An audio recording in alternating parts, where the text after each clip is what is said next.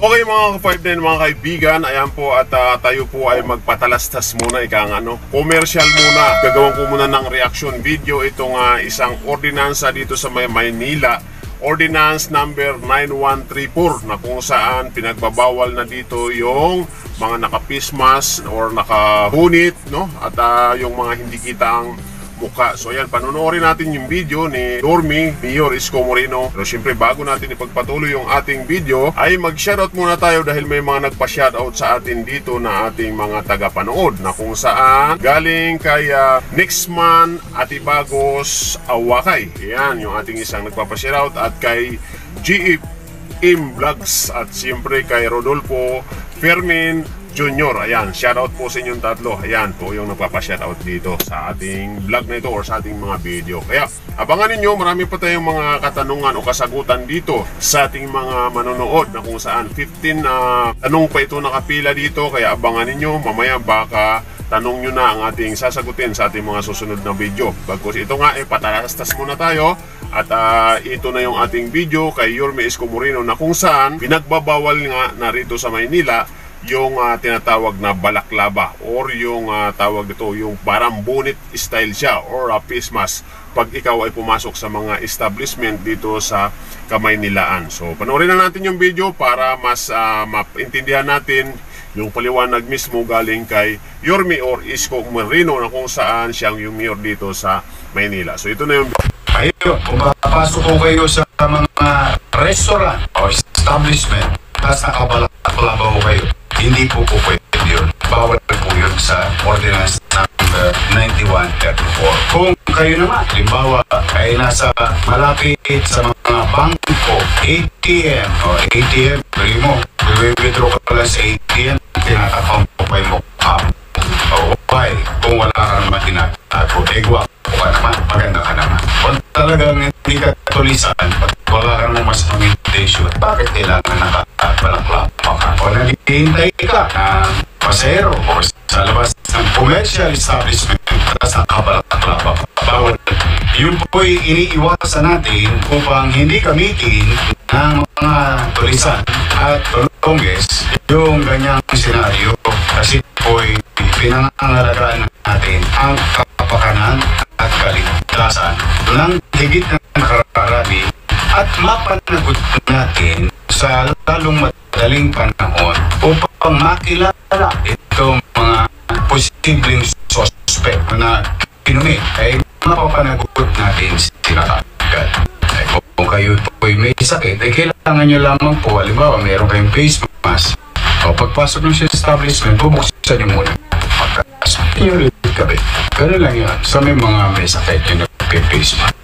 Alright po no mga kababayan, mga kaibigan, para aware lang po ito, awareness lang po ito sa ating mga tagapanood, sa mga nakakapanood.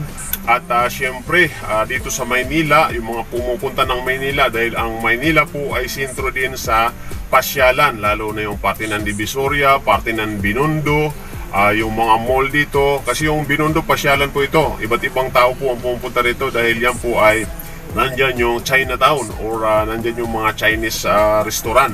At sa Divisoria naman, yan ang pamilihan ng ating mga kababayan na kung saan iba't ibang lugar ang dumadayo dyan.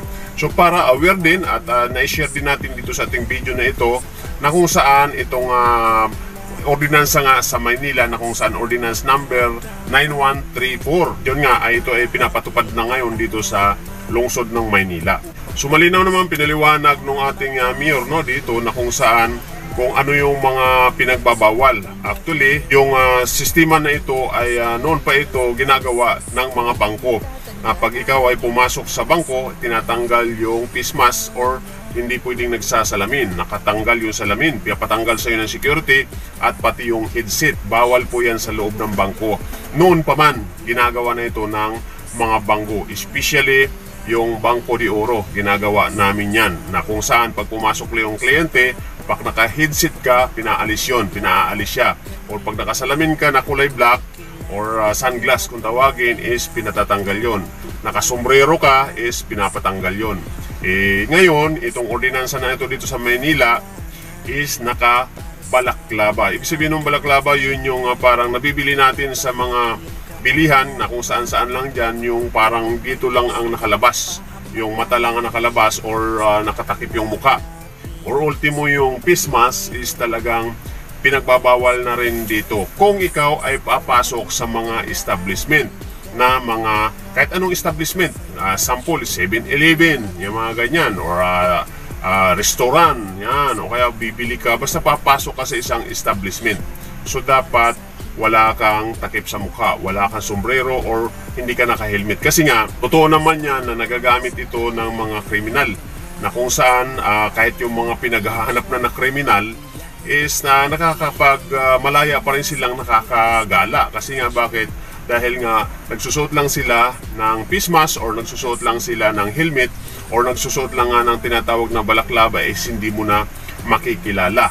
So ang situation kasi ngayon is ang mga establishment is mayroon na siya mga CCTV. So isa din yun na kung saan pag pumapasok tayo sa mga establishment, mapa-mall man yan or mapaanong establishment man yan, is nakikita yung mukha ng tao pag pumasok sa establishment. Kaya yung ordinansa na yan, pabor ako dyan, okay yan, kasi nga isa sa makakatulong kumbaga sa pagdating sa mga krimen, na kung saan hindi mo man siya maaktuhan aktual yung pangyari, is at least nakikita sa CCTV yung kanilang itsura. So kaya nga minsan yung mga kriminal or mga masasamang loob is ang unang-unang tinitingnan niyan kung may CCTV yung lugar. Number 1 na tinitingnan nila yan. Kaya nga kung may CCTV yung lugar, alam din nila kung paano kontrahin yung CCTV ng lugar. Yung iba nga is nagsusombrero or nagsusuot nga nung balaklava na yan, or nagsusuot ng salamin na kulay black, or nagtatakip ng mukha, yung face mask nga. Kaya nga dito sa Maynila is mahigpit na pinagbabawal na yan. So may multa siya. Pinaliwanag na actually rin yan ni Colonel Ibay. Pwede niyong puntahan yung mga page na yan ni Colonel Ibay or Konsehal Ibay or kay Mayor Isko Moreno. Nandoon na mismo yung mga paliwanag nila kung magkano ang multa or paano ang multa pag ikaw ay nahuli, pag ikaw ay pumunta dyan sa mga lugar na yan or sa mga establishment na ikaw ay nagsusuot ng pinagbabawal. So ito yon yun yung nasa picture na yan, yung mga pinagbabawal dito sa lugar ng Maynila or sa lungsod ng Maynila. So halimbawa, papasok tayo sa Manila Zoo, di ba? So kailangan malinis, wala kang nakalagay sa iyong mukha. Ito, yung mga nakalagay na yan dyan, yun yung mga pinagbabawal. So actually, yung salamin na black ay pinagbabawal din yan kasi nga hindi nakikita yung mata ng tao. So ito nga sa akin, nakikita nyo kahit papano nasisilip ninyo yung mata ko. Pero mayroon kasing sunglass na talagang black na hindi nakikita yung ating mata. O nakikita natin dyan, naka-helmet, nakatakip yung mukha, naka-face mask, no?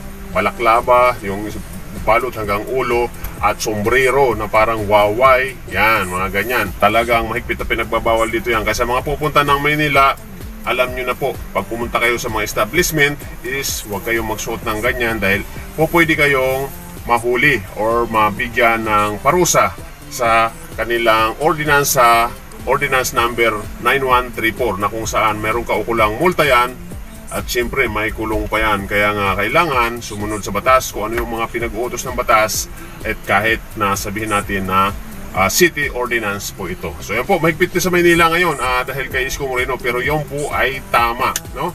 Mahigpit na rin dito yung curfew, hanggang alas 10 lang dapat yung mga bata ng mga minors is hindi na pwedeng lumabas yan ng alas 10 ng gabi, or kung maabutan man at sa kagandahang loob nga ng ating mayor dito is ang ginagawa lang nila ay dinadampot, kinukuha yung bata at dinadala sa magulang. So yun naman nakagandahan, kaya saludo talaga ako dito sa mayor namin. Kasi kung iba yan, dadalhin sa presinto, ipapapuntahan yung magulang, minsan ipapatugos pa.